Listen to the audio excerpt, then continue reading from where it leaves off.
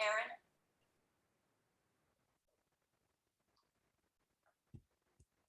Hello and welcome to Herding Humans with Helen. I'm your host, Helen Beale, Chief Ambassador at DevOps Institute. And today I am delighted to be joined by Judy Ryan, who is CEO of Lifework Systems. Judy, let's start with, what does it mean to you to be human? I love that question, Helen. And I think that being human is a little bit like when you use any phrase, like, what does it mean to have culture? What does it mean to be a parent? You know, what does it mean to be human is a very specific thing for me. And so in my work, which is helping people to expand into their potential and to be the best kind of human they can be, means an understanding of being human that a lot of people haven't been introduced to. So for me, I got involved in this work about 3 decades ago. And I am doing this work in my own company for the last 20 years.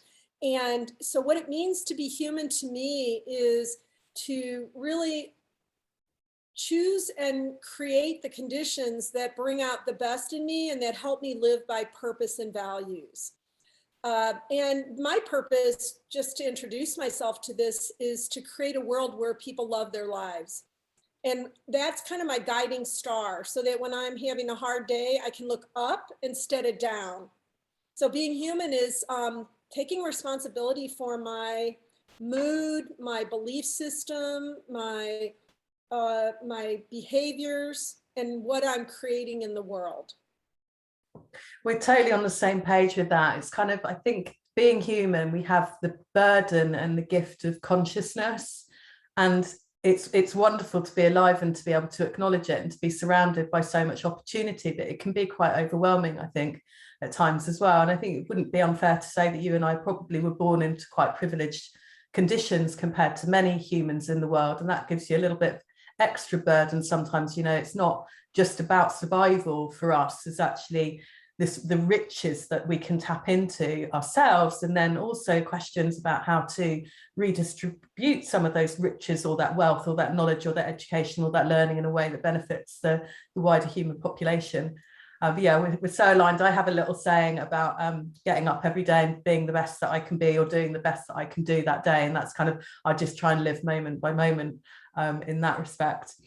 Yeah, so I would like to respond to your idea of riches and privilege, because I know a lot of people in the world are wealthy and beautiful and celebrity and famous, and they don't necessarily know how to be a healthy human. So it's not a guarantee that we're the best human we could be, but it does give us a little more latitude to discover what it is to be the best human being. So let's talk about that in the context of potential then. We're all this kind of burgeoning kind of pot of possibility as a human. What does it mean? What is human potential? How do you define it?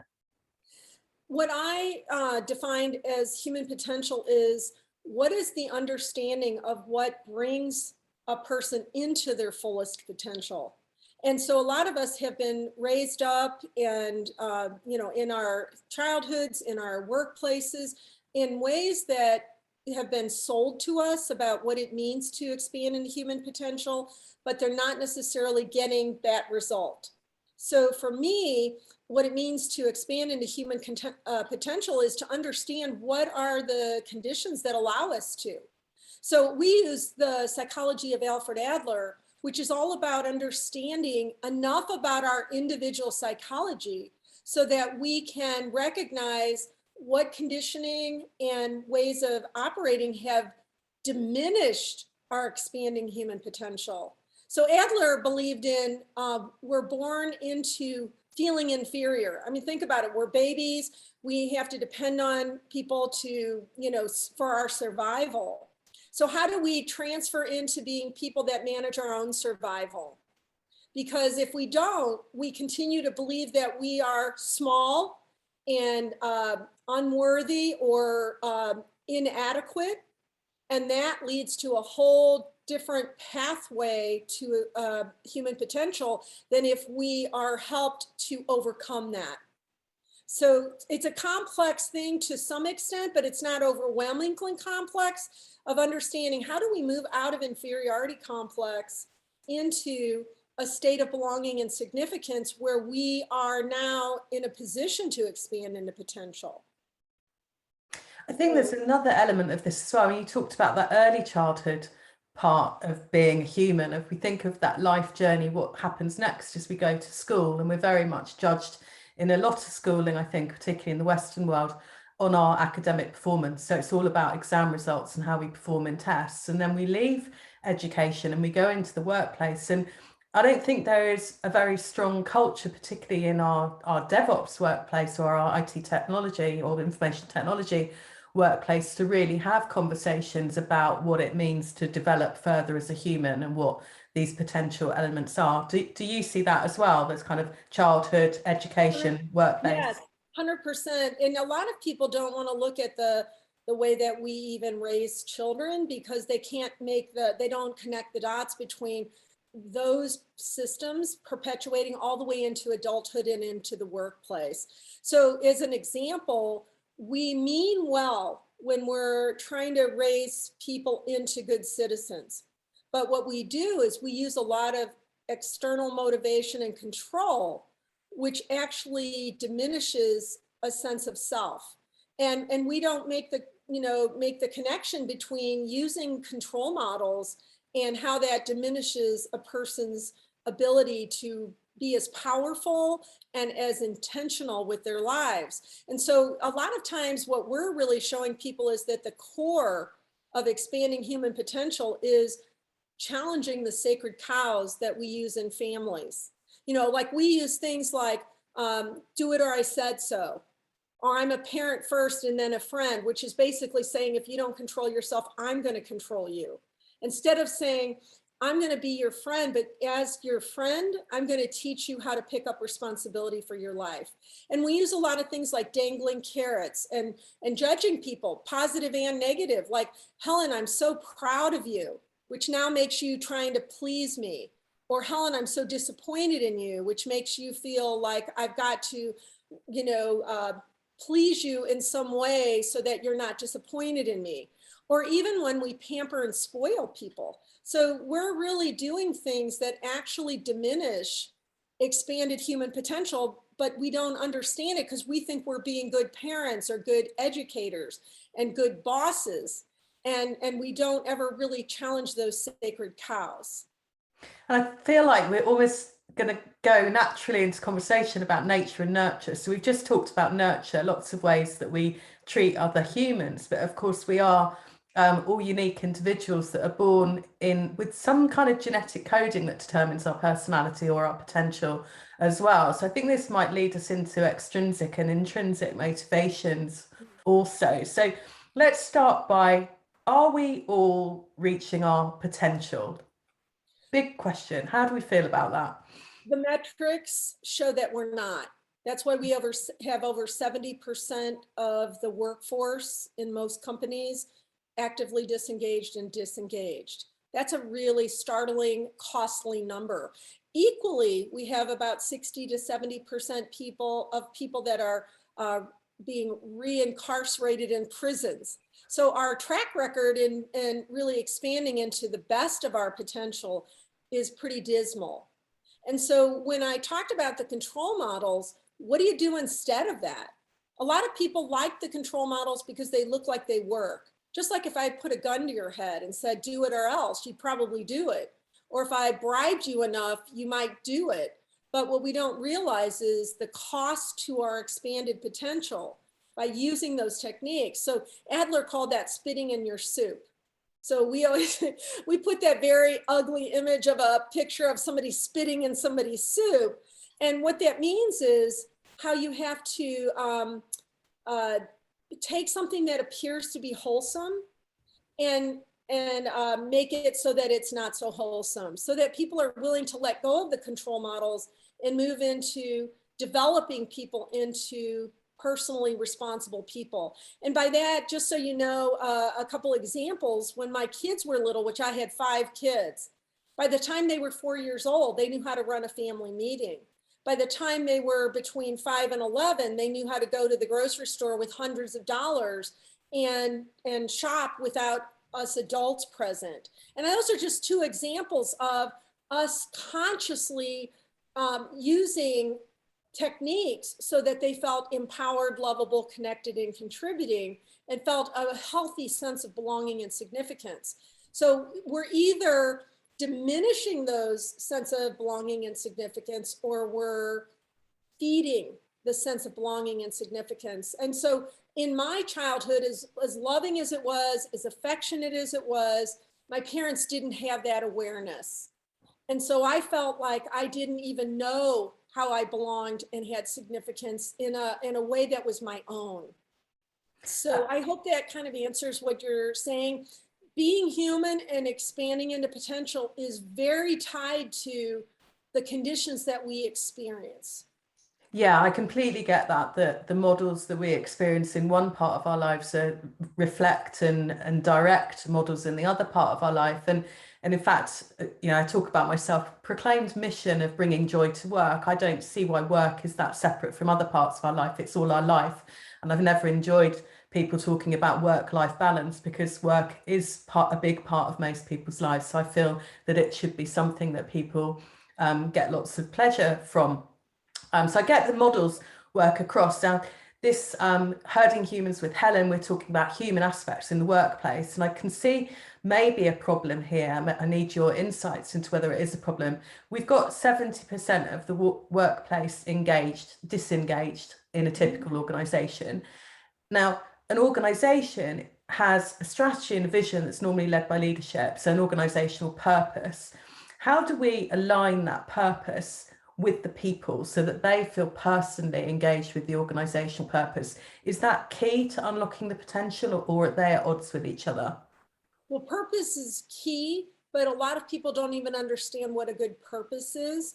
And once they understand the purpose, they don't know how to tool up or empower people and train them. And how do I live into that purpose? I remember one time I was working with an organization that rescued dogs, and their purpose in their mind was, we provide a safe haven for dogs. The problem was it wasn't all inclusive. And so they were treating each other like dogs. They were at each other like dogs. So we help them understand that there's a higher level purpose that includes everybody. So we create a safe haven for expanded potential became their purpose. And then it include their vendors, their employees, their customers. So people want to live by purpose, but where the disconnect is, they don't know how to practically have practical applications for how to actually achieve that. They mean well, they want to do it, they just haven't been exposed to to the information for how to practically apply certain things so that that potential can be and that purpose can be lived into.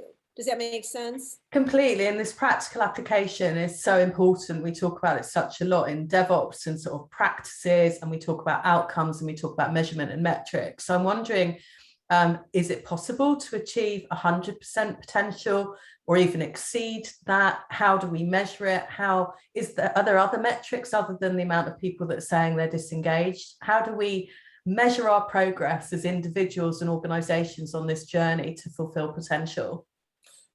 I would say 100% is pretty ambitious, because there's free will, and there's a lot of people that are really addicted to the way that it's always been. So we're really fighting centuries of using control models and extrinsic motivation. So it's challenging for people to consider that that is not as helpful. And how do we upgrade? For two reasons that's difficult.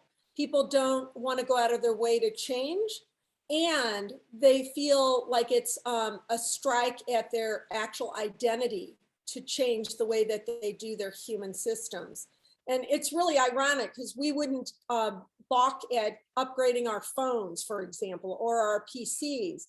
But when it comes to upgrading our human systems, people feel as though they're going to lose ground, they're going to lose credibility, they're going to lose their sense of importance.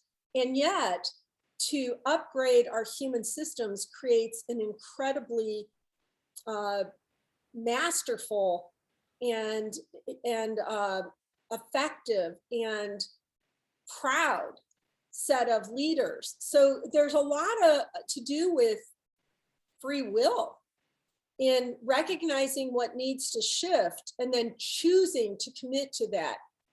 So when people do commit to that, what we work for is, how do we get the results that people say, I want what they have? Because it is fighting against centuries of conditioning. There's a ton of people that will support and promote and really hold on to with a death grip some of the ways we've been doing things, because they don't want to consider that those are wrong or not as effective. So I think we have the potential to be incredibly expanded, but until we have the information, we don't know how to get there. And a lot of people are starting to understand that there's a new way of functioning that we all need to do, but they don't know how to get there. So my belief is that when you know better, you'll do better.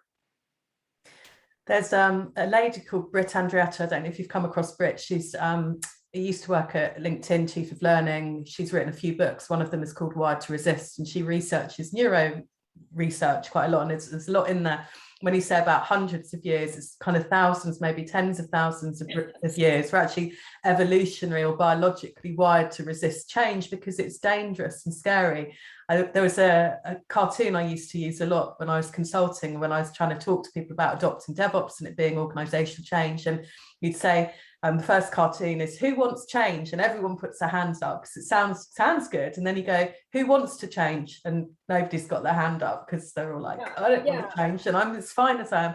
And then you ask, who wants to lead the change? And then everyone leaves the room, because leading the change is a horrible position. It's such hard work, and you can make enemies and things like that. So, well, it doesn't have to be painful. It doesn't have to be difficult. It doesn't have to be, confusing or difficult, but the perception is that it is. Yeah. And so once you believe that it's difficult to change and to find the pathway to change in a positive way, then people do fall into fear and limiting beliefs.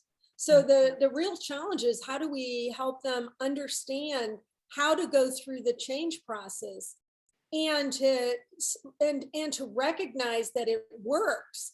And for a lot of the world right now, and I say the world because it's workplace, but it's society, there are a lot of people that really hold on with a death grip to, doing it the way that it's always been done, because they are so afraid. And they don't connect the dots between doing it that way and the problems that we have. And there's another issue there. We call it change fatigue or change apathy. You probably do as well, where people have been through large transformational changes, which we see a lot in organizational redesign and things like that. And things have been horrible. I used to work with an organization that did an organizational redesign every 12 months, always just before Christmas. Everyone had to reapply for their jobs or face redundancy. Very unpleasant. And what it does to the brain is it creates an avoidance approach. So whenever anybody then says something about change in the future, they go even further away from it. So you have to create that approach response, that novelty and excitement. But what's the role of leaders versus the role of individuals when we're trying to make the change? And what I'm loving here is, in the past, I've often talked about digital transformation or DevOps transformation as the moniker for the change that we're trying to create. And I don't really like either of those terms, mainly because they both have the word transformation in them, and DevOps is very kind of abstract in its thinking anyway. But what we're really talking about here is a much more evolutionary change, when we're incrementally trying to encourage every individual human in an organization to find the tools to become a better person, right? And there's an assumption that that's going to deliver a higher performing organization, which I don't think is an unreasonable assumption if we know that reaching your potential makes you likely more engaged and therefore likely more productive. So thinking about that in the context of what's the role of a leader and what's the role of individuals in an organization, and how do we tie those together to ensure that all of the humans reach their potential? So a couple of things. When you talked about change fatigue, the reason I believe there's change fatigue is because we're still trying to change within an old world concept and approach and system.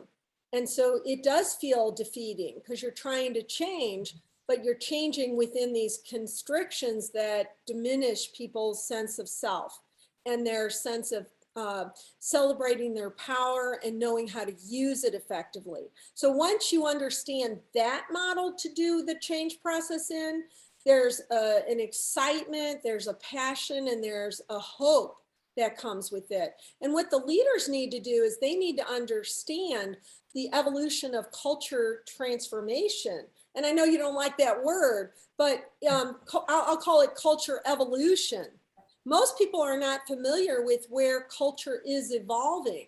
Culture is moving out of a hierarchical set of parameters that have been, evolving, but still very hierarchical. So a leader needs to understand what kind of system do we need to use that is not hierarchical. And a lot of them don't either understand it or they're afraid that it's going to be milquetoast and ineffective and touchy-feely. And it's actually highly challenging and fulfilling. So once a leader understands, so in our work, the biggest challenge we have is helping leaders understand what they don't know that they don't know about really basic things that need to happen in the change process and the model that they need to shift to. I hope that that explains. Completely, and we have a totally in DevOps as well. We look towards models like holacracy, and we look towards flattening hierarchies. And Scrum's always had it that we have small, autonomous, multifunctional teams, but to me, it's really intuitively obvious that giving individuals the autonomy over their roles and looking at Dan Pink's work in Drive and knowing how important an intrinsic motivator autonomy is, it makes a lot of sense to flatten the hierarchy, remove those management layers, distribute authority, and all those things that we're trying to do as we move towards a teal organization or an organization that looks more cellular or more like an organism. But I think there's two main barriers. I think one is it's really hard psychologically for leaders to let go of what they consider to be power and status. And I think it's really hard for individuals that have worked in that sort of environment for a long time to change their habits and behaviours to being empowered. As you say, if people are being used to being diminished and directed, then suddenly being told that they have choices and authority over what work they should choose to do and how to do it is really hard. Yeah, it's conceptually understood by a lot of leaders, but they don't actually buy into it and participate in it. For example, when we work in organizations to transfer them to a shared power teal organizational model, a lot of times the top leaders say, oh, that sounds great, you guys go ahead and do it, but they don't participate themselves. So in our model, we have the leaders participate from CEO to frontline staff. And that's new for them. And they feel a little bit like, wait a minute, I'm the big cheese, and my sense of self. I remember talking to a businesswoman who had achieved a high level of success in her company, but she did it through men teaching her kind of the dog eat dog, step on people kind of approach.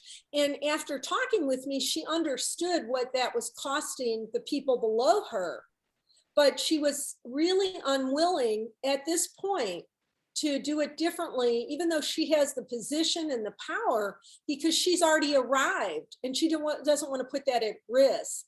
Yeah. And so she kind of went away sad, saying, well, I know I should do this, but I just don't want to put it at risk, in essence. And she achieved success, even if it was at some cost. Yeah. Yes. So what are the conditions and conversations then that we need to have in order to expand human potential? The first one that we focus on is understanding what inferiority complex is, how amazingly common it is. There's a new, like a current person that's teaching that, which is Brene Brown. She's talking about shame and vulnerability. And that's exactly what Adler was all about. And she said that when people call her from around the world to speak, they say to her, Brene, you're so funny and you're so smart and you're so amazing, but how about you not talk about that shame stuff? Because it's a little dark and it makes people uncomfortable. And her response is, until we deal with that, that's my number one platform. Well, that's my number one platform because it was Adler's number one platform. And when I learned about Adler, I realized why he didn't get a lot of press for years and years, because if you understand the inferiority complex and approach from that as a starting place, we have to get rid of our power over, power under, win-lose dynamics. And a lot of people they don't want to do that, you know? So what I'm seeing is people are kind of like alcoholics hitting bottom, and then they're willing to try something different. So first thing is understanding what are the things that occur that cause the inferiority complex, because when we have that inferiority complex and we hide it, most people can hide it. Like, I'm fine, I'm great, you know, and then what happens is that they don't recognize it. And so they enter into internal and external struggles. And those internal struggles are depression, anxiety, addiction, disengagement, stress, you know, all kinds of things. And they also enter into external struggles like war and all the isms and all of the greed and the corruption and all of those things. And we can see that all over the place, right? So the very first starting place is understanding that humans need to create conditions where the inferiority complex isn't propagated. And then we need to go, well, what do we do instead? And that is, how do you help people have healthy belonging and significance so they do feel empowered, lovable, connected, and contributing, which sounds very touchy-feely, but it's extremely important. And it's the reason I do this work, honestly, Helen, because I was raised in a very affectionate, safe family, but my parents didn't know how to actually see me, be curious about my perspective, and really learn from me just like I was learning from them. And so what that caused in me was a feeling of, I don't exist. I'm not lovable. I'm not seen and heard. That's happening all over workplaces, schools. It's kind of like the belief instead is, you're a blank slate and my job is to write on you, which costs incredibly. It's not giving love to people and doing love for people. It's being receptive to them and delighting in them. And when you do that, that's a core of the 4 core needs. That's one of them that prevents them from being effective. So in a prison in Florida, there was an Adlerian approach, and the recidivism rate, which is repeat reincarceration, went from 60 to 70% down to 4%.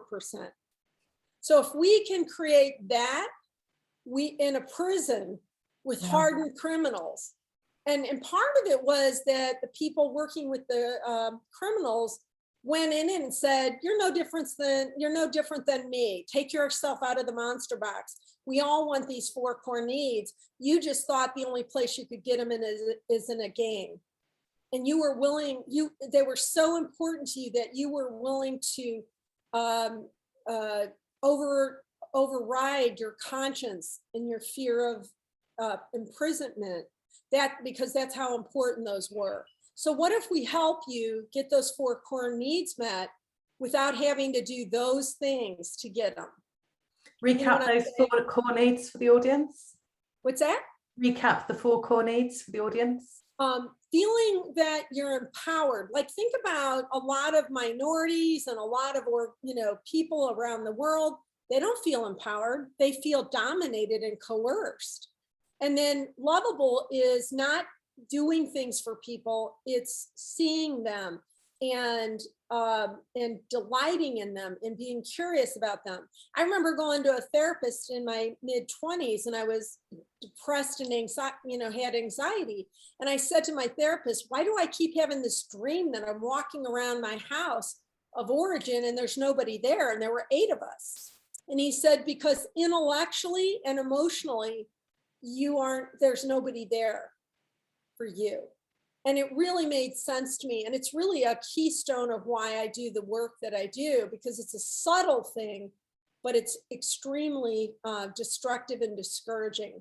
The other 2 are, we need to feel connected in a healthy way. And a lot of us have learned how to disconnect because the inferiority complex puts us at odds with each other. And we also need to feel that we're contributing.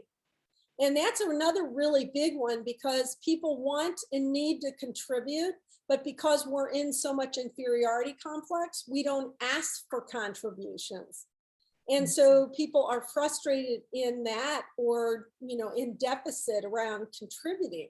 So those are really key, in addition to, they're the opposite of inferiority complex. Can you believe we are practically out of time? Before we do some summaries of takeaways, though, you've mentioned Adler and Brown. I wondered if there was any other behavioral science or psychology sources that you would recommend for the audience. I would say Adlerian psychology is extremely rich. There was a book written about him a couple of years ago called "The Courage to Be." I think it's "The Courage to Be Disliked," and the authors were from Japan, and they said in the foreword of their book that Adler was at least 100 years ahead of his time. And I felt that way all along. I think our culture is getting into so much pain and dysfunction. They're more receptive to consider that psychology model. So I personally have a bias toward that being an incredibly powerful psychology model. Perfect. So key takeaways for me, I'm going to call it ELK. We have something in DevOps already called an ELK stack. This is different, audience.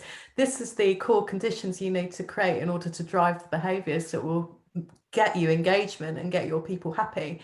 So just to summarize that, that's empowered, being loved, being connected, and contributing. I think that's such a powerful quadrant, if you like, of conditions to have. What about you? What's not being loved, it's feeling lovable. And what that does is, and that's what's missing in so many, like the millennials and the Gen Zs, they don't feel that. Yeah. And so it discourages them. And is there anything else that you'd like to leave the audience with today?